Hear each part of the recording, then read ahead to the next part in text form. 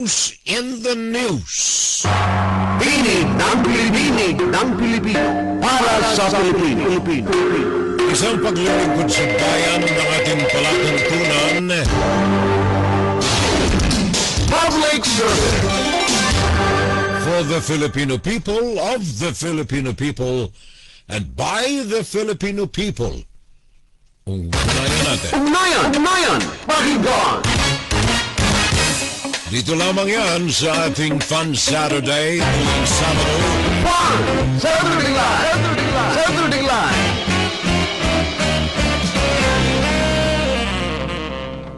Mr. Elsner Lugo. Thank you very much, my friend. Sabi na good morning. Narito ang ating views in the news. Inside, Guro, Opinion, Fun Saturday Live. Kasama po ang inyong panlingkod, naglilingkod sa bawat Pilipino. Pakinggan si Terrell Salvo tuwing Sabado dito sa FBS Web Radio para sa mga Pilipino. Bago natin simulan ang ating paksa today, base sa mga prueba, facts about the Filipino people who lost trillions to DPWH, family dynasty, nepotism, corruption in the government from the period 2016 to 2022. Bago natin simulan, pakinggan natin itong ilang mga voice clips na nais kong iparinig sa inyo. The Davao City government's annual confidential expenses ballooned from 144 million pesos in 2016 to 460 million pesos when Vice President Sara Duterte was the city's mayor. Documents show the local government had set aside 144 million pesos for confidential expenses in 2016, which was approved under the mayorship of Rodrigo Duterte. During Sara's administration in 2017, Davao City's confidential expenses more than doubled to 293 million pesos. In 2018, it increased again to 420 million pesos and grew again in 2019 to 460 million pesos. It remained fixed at that amount for the years 2020, 2021, and 2022. Based on its financial records appended to an annual audit report, Davao City's local government had 2.69 billion pesos in confidential expenses from 2016 to 2022. Yan ang report tungkol sa inyong kasalukuyang Vice Presidente. At pakinggan natin ito. Reports ng Commission on Audit na sinuri ng GMA Integrated News Research sa dalawang termino ni Vice President Sara Duterte bilang mayor ng Davao City mula 2016 hanggang 2022, umabot sa mahigit 2.6 billion pesos ang ginastos na confidential funds ng lokal na pamahalaan. Mula 2019 hanggang bago siya tumakbo bilang ikalawang Pangulo noong May 2022, 460 million pesos na confidential fund ang ginasta ng pamahalaang lungsod taon-taon. Kung talagang naging useful sa Davao City ito, edi dapat ay meron din itong performance report at the list is mali kung hindi naman ito ma-account ng maayos. Sabi ni House Deputy Minority Leader Franz Castro, kung susumahin, aabot sa 1.2 million pesos kada araw ang ginastos na confidential fund ng Davao City nung alkalde ng lungsod si VP Sara sa nakalipas na 6 na taon. Sa pagsusuri ng GMA Integrated News Research, mas malaki ito kumpara sa confidential funds ng tatlong pinakamayayamang lungsod sa Pilipinas mula 2016 hanggang 2022. 1.4 billion pesos sa Makati City, 477.5 million pesos sa Maynila at 435 million pesos sa Quezon City na pinakamayamang lungsod sa bansa. Para sa GMA Integrated News, Jonathan Andal, nakatutok, 24 oras. Yan ay dalawa lamang sa napakaraming mga reports ng mga anomalya na naganap noong 2016 to 2022. Pag-uusapan natin ngayon ang ilang mga tala. Ito'y hindi galing sa akin. Galing ito sa mga pananaliksik ng iba't ibang international research and watchdog organizations sa buong daigdig. Na ang mga Pilipinong mga mamamayan, yung ibinabayad nilang buwis sa pamahalaan ay nawala, ginastos, ninakaw sa magitan ng DPWH, sa magitan ng mga family dynasties, at ang nepotismo ng mga ito, at sa magitan ng iba't ibang uri ng korupsyon from 2016 to 2022. Bakit espesipiko itong mga lugar natin, itong panahon, sapagkat parang iniiwasan ito ng aking mga kapatid sa hanap buhay na halong katene. Maging ang mga opisyal ng ating pamahalaan sa kasalukuyan, maging ito ay mga kakutsaba ng mga Duterte o kaya hindi, tahimik sila sa bahaging ito ng kasaysayan ng Pilipinas sa pagtalakay ng graft and corruption ng mga ghost projects sa ating pamahalaan. Ano ang dahilan o resulta ng trilyon na itong nawawala? Sa mga tala na nakuha natin, halos 5.5% noong 2017 hanggang sa 7.5% ng 2022 gross domestic product. Ito yung kinita ng gobyerno sa iba't ibang uri ng napagkakakitaan ng gobyerno. Kasama na riyan ang mga productions, factories, etc., etc., etc. Sa kabanang bayan, kasama na riyan ang inyong mga buwis. 5.5% hanggang 7.5% from 2017 to 2022 sa gross domestic product, ninakaw na wala. Equivalent ito ng halagang 8.5 trilyon. 8.5 trillion pesos ang nawala, ninakaw sa loob ng 5 taon ni Rodrigo Duterte. 8.5 trillion nawala sa pagnanakaw.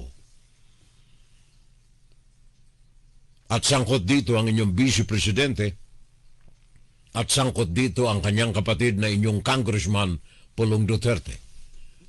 Ngayon, ito pong mga bagay na ito ay palasak na pinag-uusapan ngayon liban dito sa bahaging ito ng kasaysayan ng Pilipinas.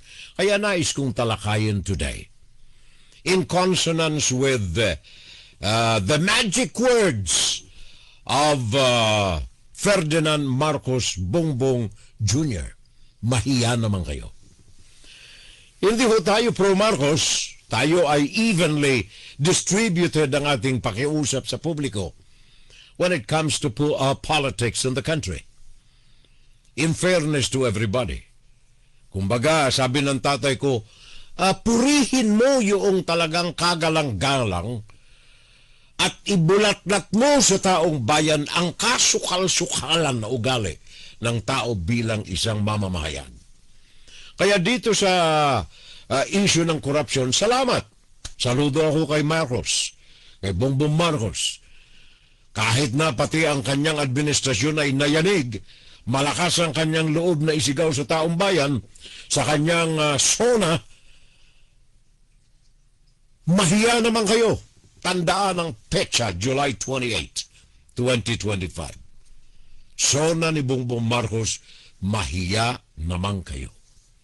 Dito nagsimula ang pagbulatlat natin at pagsingaw ng mga nakasusulasok na amoy ng korupsyon sa paligid diyan sa bansa. Ano ang sabi ni Panfilo Lacson? Sabi ni Panfilo Lacson sa loob ng 15 taon from the period of 2000 to 2025, out of approximately 2 trillion allocated for flood control. Ito'y pahayag ito ni Panfilo Lacson. Sa may 2 trilyon na inilaan ng gobyerno sa flood control sa nakalipas na 15 taon from 2000 to 2022, mostly panahon ni Rodrigo Duterte. Mahigit sa kalahati ng 2 trillion. That means 1 point something trillion ang nawala sa larangan ng korupsyon sa peryodo na yan. At hindi lamang yan, ito yung report ng ating Philippine government, estimated, ayon sa Philippine government, nawalan sila ng 700 billion taon-taon from 2000 to 2022. Taon-taon, no less than 700 billion ang nawawala sa taxpayers' money ni Juan de la Cruz napunta sa mga bulsa nitong mga politiko na mga kakutsyabang mga empleyado, kakutsyabang mga cronies, kakutsyabang mga kamag-anakan sa ilalim ng katawagang nepotismo sa gobyerno. Galing yan sa Department of Finance mismo. Specifically, liwanagin natin ng husto, 2016 to 2022, Rodrigo Duterte time. Flood control. Ang sabi ng ilang mga periodista doon sa reports na natanggap natin, the fiasco of flood control under Rodrigo Duterte. Budget inflation. Ito galing ito sa mga records mismo nila, ha? Galing ito sa iba't ibang mga sangay ng ating mga research organizations. Nandito ang report ng Philippine Center for Investigative Journalism. Narito ang report ng World Bank again. Narito ang report ng, let me see, Transparency International. Marami ito Mamaya malalaman natin. Balikan natin sandali itong mga fiasco, kung tawagin nila, sa flood control sa ilalim ng period, hindi binanggit kung sino, sa ilalim ng period specifically 2016 to 2022. Sabi nila, yung lumang katawagan na PEDAF, ito yung Priority Development Assistance Fund, na pinagkakakitaan ng mga congressmen at mga senador at kung sino-sino pang mga opisyal ng gobyerno. Namatay ito nang i-outlaw ng Supreme Court ang naturang pamamahagi sa ilalim ng Priority Development Assistance Fund.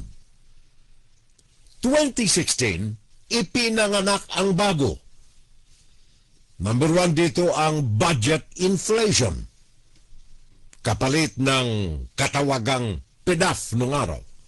Sa ilalim ng Duterte regime, sabi ng report, ang budget appropriations sa flood control projects ay tumaas 79 billion in 2016,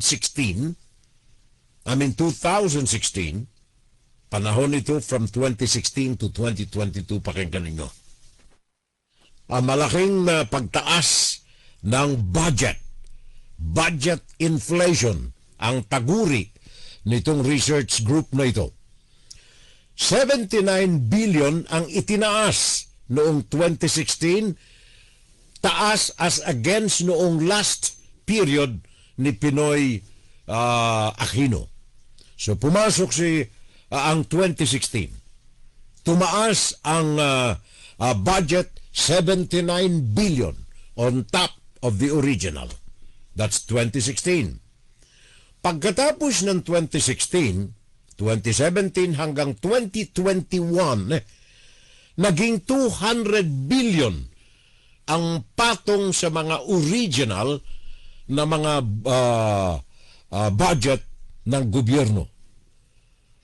Ayon pa rin ito dito sa mga reports of May of 2025. Hindi lamang budget inflation, budget insertion. Ito ang matindi. Ito yung mga nadiskubre sa Kongreso.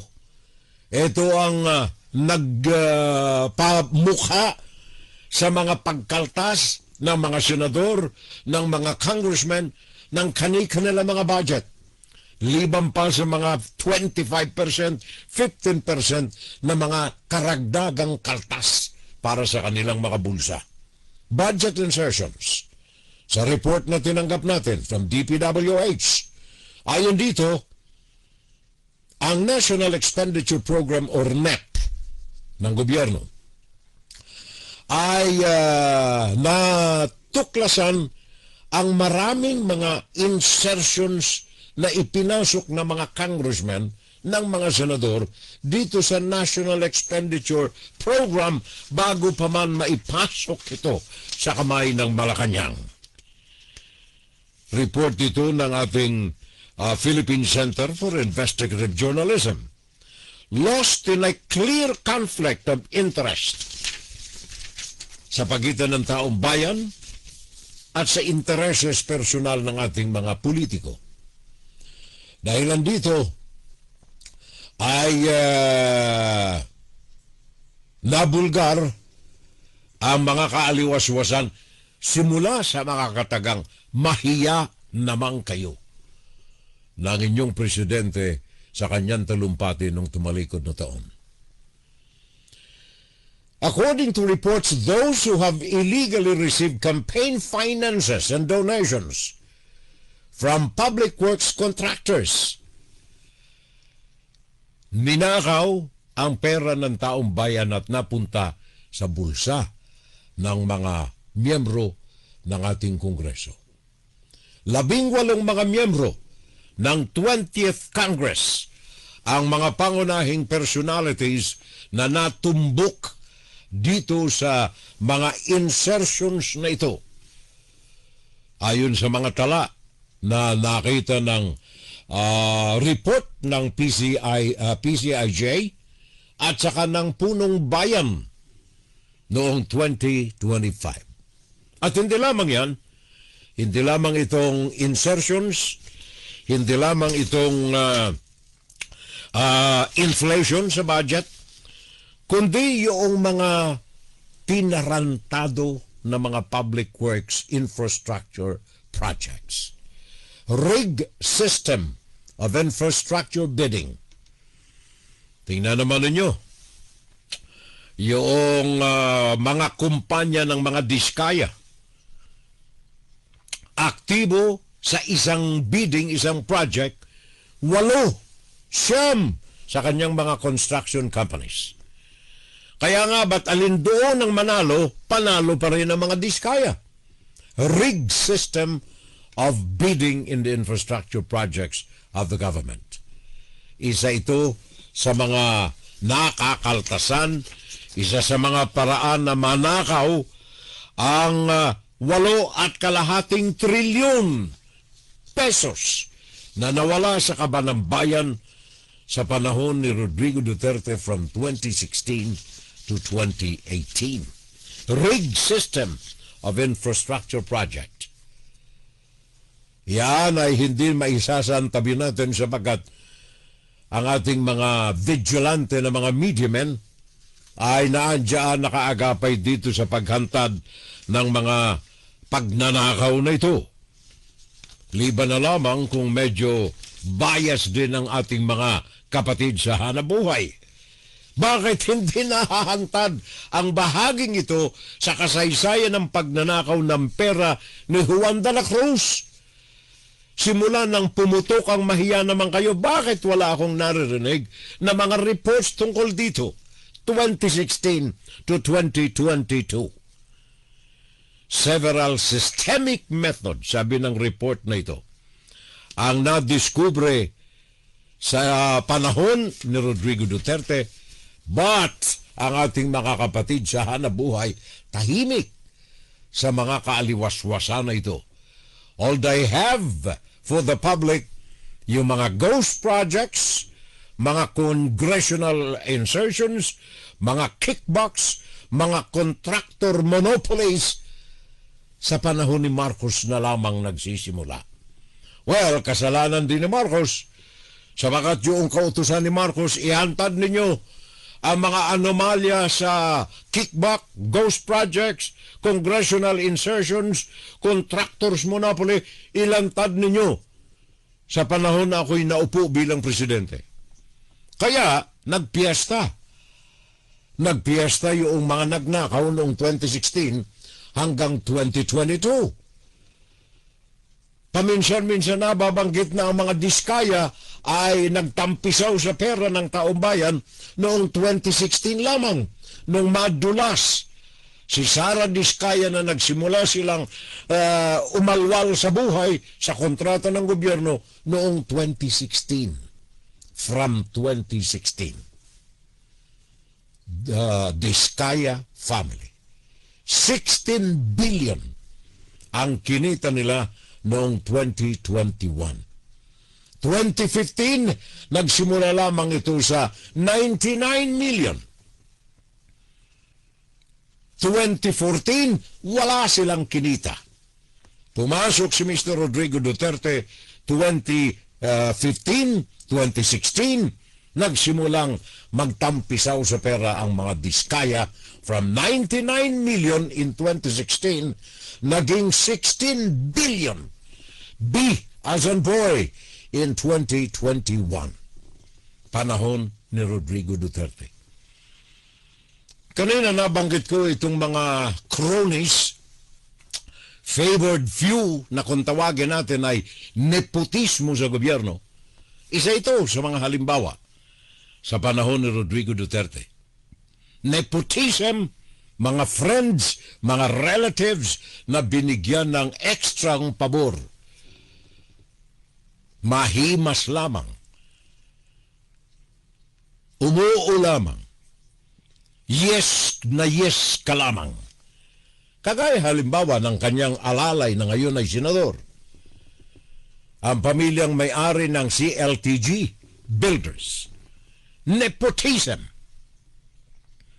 CLT Builders. Ano ang ibig sabihin ng CLTG Builders? Christopher Lawrence Tesoro Go. Ang nagpapatakbo nito ayon sa inyo ay ang kanyang tatay. Pero bakit ang pangalan ay CLTG? Christopher Lawrence Tesoro Go. September of 2018, ayon sa Philippine Center for Investigative Journalism, namayagpag ang CLTG sa kontrata sa gobyerno. 2018, sino ang nasa kamay ng Malacanang? Rodrigo Duterte. Ano ang sabi ng report?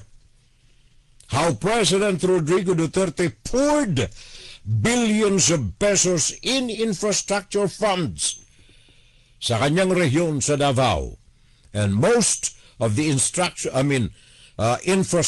contracts na ito have gone to a company that is called CLTG Builders. Family of the special friend Bongo, Christopher Bongo. At hindi lamang yan. Contracts from that period umabot ng 24 billion. 24.5 billion kontrata ng CLTG ni Bongo at ng kanyang pamilya galing sa gobyerno under President Rodrigo Duterte. At hindi lamang yan, ito'y report pa rin ito. Sabi ng report, it is worth remembering, huwag kalimutan, alalahanin sa terminolohiya ng nepotism sa gobyerno under Rodrigo Duterte. Yung pinuno ng procurement service ng DBM, Lloyd Christopher Lau, alalay ni Bongo, Christopher Bongo, na sangkot ang mga ito sa Farmale sa ilalim ng kanyang economic advisor Michael Yang. Grupo ng mga Chinese very close kay Rodrigo Duterte in Davao City. Nagtampisaw sila at dito ay nagkamal ng pera na may kapital lamang ng 260 million, 600 million, nakakuha ng bilyong-bilyong kontrata sa family sa ilalim ng nepotismo ng mga Duterte sa mga Chinese diyan sa Pilipinas.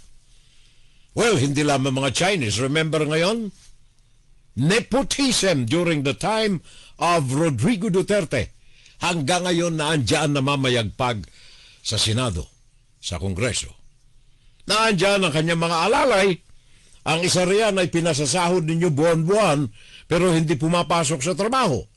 Ang pangalan nito ay Bato de la Rosa. Dahilan sa nepotismo, naandyan ang inyong senador, Christopher Lau Bongo. Hindi Lau pala. Christopher Bongo. Naandyan sa Senado. And of course, sa Kongreso, meron pang iba na apektado ng nepotismo sa ilalim ng mga Duterte. Meron pang iba. Diyan sa Kongreso naman, ang inyong batang-batang bilyonaryo, Leandro Leviste. Remember, balikan ninyo ang nakalipas kay Leviste, ang batang-batang bilyonaryo na may kontrata sa gobyerno. Eto sa Leviste, nakita naman ninyo yung mga video na lumabas diyan na sa pangangampanya ni Rodrigo Duterte sa eleksyon, nandoon siya, lovingly endorsing Rodrigo Duterte. That's Leandro Leviste. Sa panahon ni Rodrigo Duterte, nagtatag ng kumpanya si Leandro Leviste, panahon ni Ninoy Aquino, I think 2013, pero hindi ito nakaangat. Umangat ng husto na parang rocket ship pa itaas sa panahon ni Rodrigo Duterte. Nakapagtatag ito ng mga solar farms diyan sa Tarlac, diyan sa Pampanga, diyan sa Batangas. Solar farm, millions and billions of pesos. In fact, naging public ang kanyang kumpanya noong 2021. Yan si Leandro Leviste, may-ari ng Solar Philippines. Solar Philippines. Panahon ni Rodrigo Duterte nang mamayagpag ito pagkatapos binitawan para kumita ng bilyon sa transaksyon sa Meralco. Yaan ang resulta ng nepotism sa gobyerno. Ang impact niyan sa taong bayan, 4.5 trillion na ninakaw sa gobyerno, summing up all the sources of illicit money sa panahon ni Rodrigo Duterte, buhat sa taxpayer ni Juan de la Cruz. Now, kailangan lamang ay bantayan natin, kapitbahay, ang epekto nito sa taong bayan. Sabagat anuman ang pagsisikap natin na ibunyag ang mga bagay na ito, kung walang kaukulang hakbang kayo, taong bayan, walang kaukulang hakbang na maituloy ni Marcos ang mga adikain na ito na linisin ng gobyerno. Para sa akin, maisingit ko lamang, etong mga pakawala ng China riyaan sa Pilipinas, wag nating susuportahan, ilantad natin ang kanilang masamang adikain sa bansa. Milyon dolyar ang nakalaan dyan sa Pilipinas sa ilalim ni Xi Jinping at ng kanyang propaganda arm. Bayaran ng mga tao kagaya dito sa amin sa Amerika, kita naman ninyo yung anti-ICE rallies, especially dyan sa Minnesota. Yan ay highly organized na mga rallyista, fully funded by Soros and the Chinese government. Diyan sa Pilipinas, wala si Soros, pero ang China ang namumuyagyag diyan sa Pilipinas. Bantayan po lamang natin, sabagat ang mga ito ang nagsusumikap na wasakin ang ekonomiya ng gobyerno. Sa kabila ng pagkakayanig din ng administrasyon ni Xi Jinping, in fact, ang kanyang mga general ay isa-isang nangawawala. Ang kanyang second in command na general diyan sa Chinese government ng China, mainland China, nawawala dahilan sa purging, kidnapping ng mga salungat sa mga tao kay Xi Jinping. Siya ang arkitekto ng destabilization diyan sa Pilipinas. Mabalik tayo dito sa panahon ni Rodrigo Duterte. Remember, na sa panahon ni Rodrigo Duterte, meron tayong tinatawag na programa niya, yung tinatawag na Build, Build, Build. Ito ang magandang pakinggan kung hindi ninyo alam ang mga pasikot-sikot na mga nangyari sa likod ng Build, Build, Build program ni Rodrigo Duterte. Wag lamang kaligtaan, ibabalik natin from time to time, 4.5 billion, trillion. 8.5 trillion. 8.5 trillion na piso ang ninakaw sa kaban ni Juan de la Cruz sa panahon lamang ni Rodrigo Duterte. Saan nagsimula ang malawakang pagnanakaw na ito? Dito sa Build, Build, Build program ni Rodrigo Duterte. Panakip. Anong tawag sa English niyan? Camouflage. Panakip ng tunay na mga karumal-dumal na krimen sa likod ng Build, Build, Build program. Maaring malinis ang kanyang original na plano dito sa Build, Build, Build program. Ang kaso, ang manner of implementation, pagnanakaw, 8.5 trillion ang nawala sa loob lamang ng 5 taon ni Rodrigo Duterte. Total project. Ito pakinggan ninyo. Ito'y kinuha ko itong mga detalye na ito. Galing mismo sa Department of Public Works and Highways at sa mga research works ng iba't ibang ahensya sangay ng ating mga media organizations at mga banking institutions sa daigdig dealing with Philippine economy. Ito pakinggan ninyo, Build, Build, Build program ni Rodrigo Duterte. Total projects. Ito, bibigay ko sa inyo ang mga detalyadong ulat dito. Kayo na ang bahalang magtimbang-timbang. Kaya bang gawin ito sa dami nito sa isang araw? At ano ang resulta nito? Nafa-follow ba? Nasusunod ba ang mga proyekto na ito? At nasisisid ba kung ano ang resulta sa mga proyekto na ito? Pakinggan natin. 2016 to 2018. 2 taon muna. From the period of 2016 to 2018, ang inyong sekretaryo ng Department of Public Works and Highways, ang inyong magandang lalaking si Mark Villar.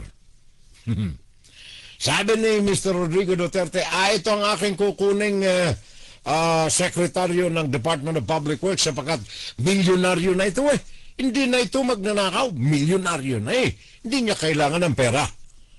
Hindi natin pinagbibintangan nagnakaw si Mark Villar. Pero yung mga tauhan niya, kaya niya bang bantayan? Yun ang issue. 2016 to 2018. Pakinggan ninyo Ito, maliwanag itong mga numbers na ito.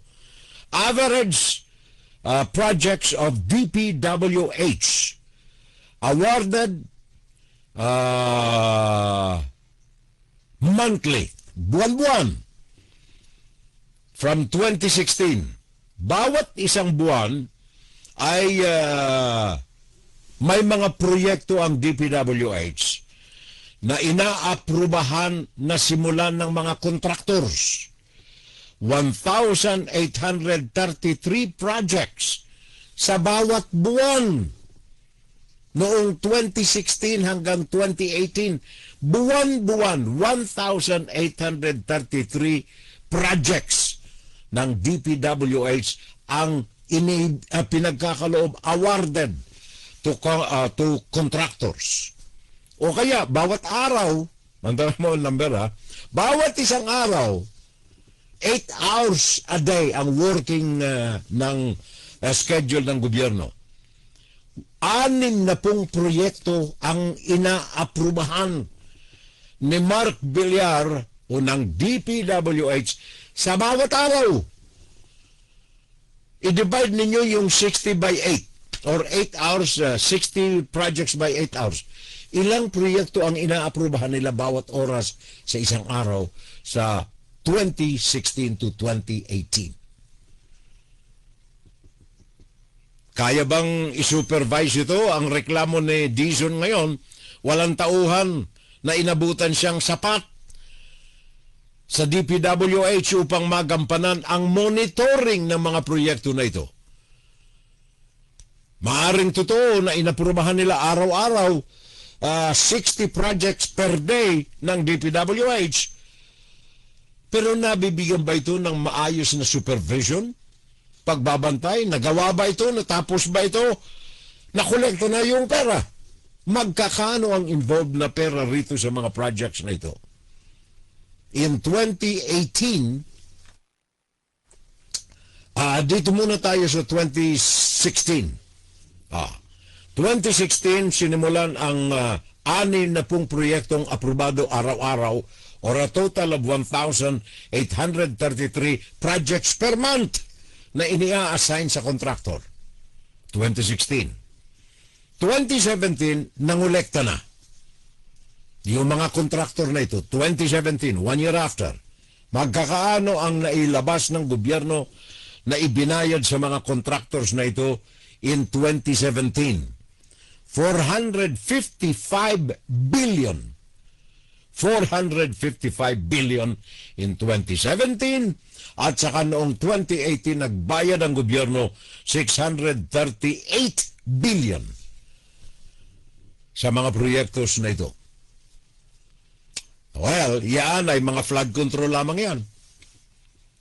Remember, build yung programa ni Duterte. Kaya meron pang mga school buildings, merong mga water systems, merong mga farm-to-road markets, farm-to-market roads, etc., etc. Malaki ang involvement na pera ni Juan de la Cruz. Kaya nga, ba't nawala 8.5 trillion pesos na bayad sa buwis ni Juan de la Cruz na nakaw lamang sa 6 na taon ni Rodrigo Duterte. Malaki. Huge project money involved.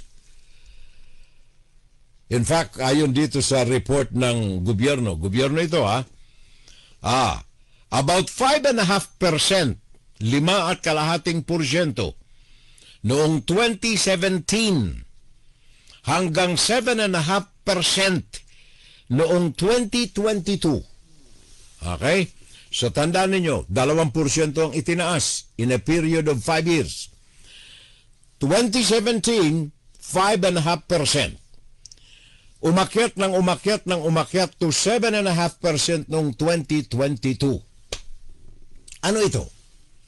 Ito po yung mga ninakaw na pera sa gross domestic product ng Pilipinas.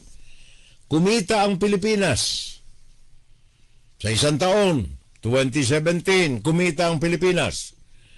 Sa total o pangkalahatang kinita ng Pilipinas, ang nawala rito, 7.5% noong 2017, napunta sa mga pagnanakaw, sa nepotismo, sa family dynasties na nagpapatakbo nitong mga proyekto ng gobyerno. Yun ang nawala sa kaban ni Juan de la Cruz. 8.5 trilyon in 5 years period of Rodrigo Duterte. Ngayon, okay lamang na mawala ito kung may pakinabang si Juan de la Cruz na siyang nagbayad nitong 8.5 trillion na itong sabi ng gobyerno ay nawala sa korupsyon, sa nepotismo, sa family dynasty at kung ano-ano pa na kinasasangkutan ng inyong namamahala sa gobyerno. Ang problema, masakit. Sapagkat 72% ng mga Pilipino hikahos. 2022, 72%, 72%. Sa madalit sabi, sa 100, 72 rito ang isang kahig, isang tuka ng mga Pilipino. Sa mga tiyong 8.5 trilyong piso na dapat sana'y napunta na sa ikauunlad ng buhay ng mga Pilipino. Ninakaw ng inyong mga naging leader ng bansa 2016 to 2022 napunta sa bulsa ng mga kaibigan, ng mga namamahala sa gobyerno sa ilalim ng tawag nating nepotism, cronyism. Sila ang mga nabenefisyuhan ng mga ito.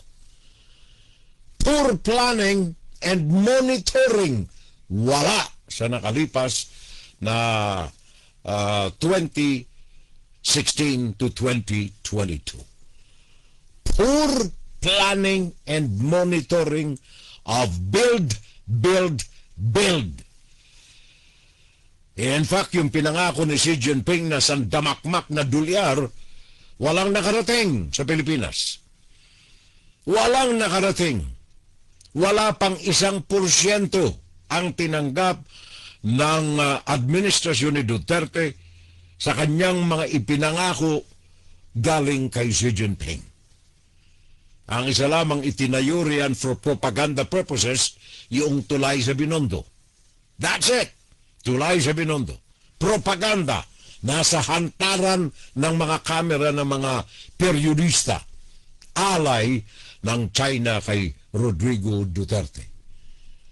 Poor planning, poor monitoring, isa sa mga problema sa build program ni Rodrigo Duterte. At hindi lamang yan, ito pa. Ang masaklap nito, ito. Wala nang ang planning, wala nang monitoring, hindi pa natuloy-tuloy yung mga proyekto. Bakit? Sabagat sa pagmamadali na maaprubahan ang mga proyekto na ito, 6 na pong proyekto bawat araw na kailangang ibigay sa mga kontraktor. Hindi magawa ang proyekto. Bakit? May malaking problema sa right of way. Maayon ito sa mga reports na galing sa DPWH. Talamak ang problema sa right of way sapagkat gumawa ng kalsada na walang pakikipag-ugnayan sa may-ari ng lupa na masasagasaan ng kalsadang ito. Kaya, nakita naman ninyo si Vince Dizon. Asan ba itong proyekto na ito? Walang identification sapagkat wasi-wasi nga ang nangyari doon sa mga proyekto na ito. Wasi-wasi. Yun ang nangyari. Pagkatapos sa larangan pa ng nepotismo, ito na. Ano ang definition ng nepotism? Yung malaking pabor sa mga kamag-anak mo, malaking pabor sa mga kaibigan mo, cronies, pero most of all, nepotismo. Sapagat mahal ni Rodrigo Duterte ang kanyang pamilya. Kaya nga ba't umaling nga sa uriyaan yung magkano yon? 51 billion allocated sa kanyang anak si Pulong Duterte para sa infrastructure project ng Mindanao. May nakita ba kayong records ng 51 billion na ito na pinagkaloob congressional NEP para kay Pulong Duterte? Tahimik ang mama. Lalo sa issue ng Chinese Communist Party, tahimik. Tahimik din siya sa mga issues ng kanyang kapatid. Naalala ko tuloy, pakinggan natin sandali itong video na audio na ito. Galing kay Joash Malimban ng Billionaire News Channel. Pakinggan natin ito bago natin talakayin ang issue ng nepotismo sa pagnanakaw ng pera na binabayad na buwis ni Juan de la Cruz. Pamilya. Aabot sa 16 line items worth 1 billion pesos ang umano'y requested projects ni Vice President Sara Duterte sa 2020 DPWH budget habang nakaupo siya bilang alkalde ng Davao City. Ayon yan sa tinaguriang DPWH leaks o ang mga dokumentong nakuha ng Billionaire News Channel na nagdedetalye sa mga proponent o sponsor ng mga proyektong inilalatag ng DPWH sa kanilang budget proposals. Bilang paglilinaw, hindi BICAM o budget insertions ang laman ng mga dokumentong ito. Ito ang mga line items para sa DPWH budget proposal na ipinepresenta at pinagtatalunan sa Kongreso bago maging General Appropriations Act o GAA. Inappropriate intervention kung maituturing ang pagre-request ng isang politiko ng proyekto habang binubuo ang NEP ayon kay former DPWH Undersecretary Roberto Bernardo. Dahil dapat namang galing ang budget proposal sa mga opisyal lamang ng DPWH. Bukod sa ilang anomalous BICAM insertions, dito rin umano nang gagaling ang sistema ng kickback scheme. Yusek Cabral would tell me that she would communicate and meet legislators to inform them of the amount of their allocations and ask them for titles of projects that they want to include in the DPWH budget. Sa pagsuri ng Billionaire News Channel, tumagos sa 2020 GAA ang 16 requested projects ni VP Sara. Dalawa rito nakalista sa pangalang Mayor Sara Z. Duterte /RD Alan Borromeo, Region 11.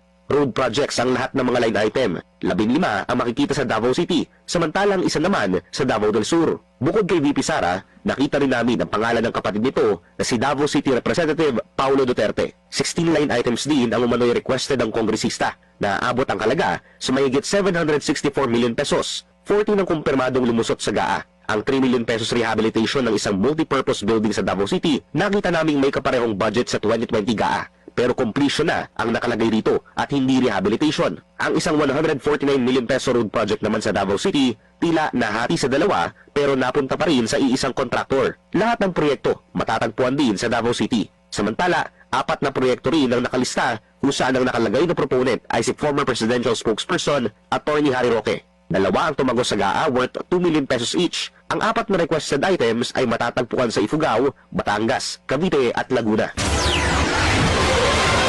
So yan, mayor siya, ha? Bakit kailangang merong funding na galing sa national government sa ilalim ng NEP? Illegal ang ganyang mga proseso. Ngayon tingnan natin itong mga dagdag na report tungkol dito sa inyong Vice Presidente. Sa issue ng nepotismo sa panahon ng pamamahala ni Rodrigo Duterte. Confidential Fund, 650 million. 2.7 billion Confidential Fund again sa Davao City. 8 billion overpriced laptop sa opisina ng kanyang Vice Presidente. 12 billion sa disallowances na ipinagkaloob ng COA sa kanyang mga gastusin sa tanggapan ng Vice Presidente. Unliquidated cash advances. I don't know kung sa mga biyahe-biyahe ito ni Sara Duterte, 7 billion. And then mahigit sa 2 billion na mga undeclared assets sa kanyang SALN nakatago. And of course, ang mga ito ay hinahanap ni Antonio Trillanes. Hindi lamang yan, mga kapitbahay, kung paano umabuso ng husto ang administrasyon ng Pilipinas from 2016 to 2022. Ito for example, dyan sa Davao, 2.7 billion na confidential fund ang ayon sa COA misused. Hindi ginamit sa tamang paraan ni Sara Duterte. At meron siyang hindi may palawanag na 2 bilyon na assets sa kanyang Statement of Assets, Liabilities, and Net Worth. And then of course, yung mga sinabi ng mga testigo na drug money na kanyang tinatanggap quarterly sa mga drug lords ng bansa. Ilan lamang ito sa mga alingas-ngas 2016 to 2022. Bahagi ng mga 8.5 trilyon na pera ni Juan de la Cruz na nawala from 2016 to 2022 administration. At hindi lamang yan, mga kababayan ko. Ito pong mga nangyari sa atin dyan sa bansa, pinagtataka ko lamang sa gravity, sa bigat nitong mga documented na itong mga numbers. 11 days spending of 125 million. Fictitious recipients yung mga mga pangapangalan noong kung sandamakmak eh. Mga piatos-piatos na yan. Bakit parang umiiwas ang ating mga nanunungkulan sa gobyerno na halongkatin ito? Kusang palo, kung baga. Bakit parang wala akong naririnig? Kung ang mahiya naman kayo ni Mr. Marcos ay gagawin ng mag-isa lamang ni Marcos, wala tayong makikitang magandang resulta sa bagay na ito. Kaya lamang, sabi ko nga uli, pag-ingatan lamang natin. Sabagat ang puwersa ng mga komunista sa bansa, maging yung mga nagkukunwari na walang supply ng pera galing sa Chinese Communist Party ni Xi Jinping, nais na i-impeach ang inyong presidente, isa po yan sa mga pailalim na hakbang na ginagawa ngayon ng Chinese Communist Party. Sa ilalim ng kanilang mga makabayan slogans, naandyan ang kanilang makakomunistang adikain. Babagsakin si Marcos sabagat kung mananatili ito hanggang sa kanyang pinakanghuling termino, baka tuluyan ng mabuwag ang impluensya ng China at ang mga pangungurakot ng kanyang mga kaalyado diyan sa loob ng bansa. Ang ating mga bagay na pinagkaloob ngayon ay dapat sanang itanim natin sa ating isip. Sabagat hindi ho biro etong mga reports na ito na galing sa World Risk Report, International Research and Think Tank Organization, na pinagkunan natin ng mga ulat na ito. World Risk Report, ang Center for Integrated and Development Studies ng University of the Philippines, ang ating Transparency International, ang ating World Bank, sila ang mga mapagpipitaganan. Sila ang mga mapagkakatiwalaan nating mga mata, tenga ng ekonomiya ng bansa. Sila rin ang nagbabantay upang, alam mo, naalala ko tuloy, biglang pumasok sa utak ko. Ang Singapore, for example, pinag-uusapan natin ngayon ang korupsyon sa bansa. Itong mga dala ng nepotism, family dynasty, corruption, etc., etc. Ikumpara natin ang Pilipinas sa Singapore. Ang personality involved diyan si Lee Kuan Yew. Napakaliit. Putak-putak na mga isla ang Singapore. Dahilan sa kahirapan ng Singapore, bahagi ito ng Malaysia. Itinapon sila ng Malaysia. Tinapon. Ayoko sa inyo. Nakakarimarim ang inyong itsura. Pangit ang inyong kaluluwa. Bagaman may pagkadiktador si Lee Kuan Yew, pero ang numero unong kampanya na ginawa nito at parusay kamatayan ay ang korupsyon sa ilalim ng kanyang gobyerno. Konting pagkakamali mo, kamatayan ang parusa sa iyo. Korupsyon, number one. Yaan din ang number one na problema diyan sa Pilipinas. Di ko sinasabing maging kamatayan ng hatol, pero kung yun ang makapagpapatino, makapagpapaayos ng direksyon ng daan ng Pilipinas, so be it. Korupsyon. Hindi natin maalis yan until na naandyan ang family dynasties sa bansa.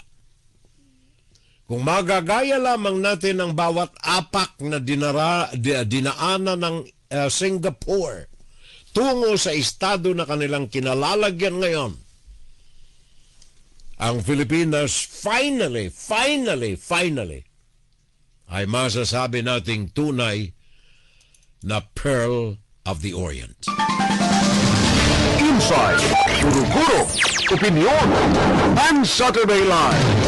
Yan ang ating insights, mga kapitbahay. Ang mga anomalya, ang mga 8.5 trilyon na ninakaw ng administrasyon noong 2016 to 2022 sa DPWH, family dynasties, nepotismo, korupsyon ang kanilang instrumento. Pakinggan si Ferrell Salvo tuwing Sabado dito sa FBS Web Radio para sa mga Pilipino. Insights ang ating views in the news sa ating Fun Saturday. Inside, Guro-Guro, Opinion, and Saturday Live. Salamat po.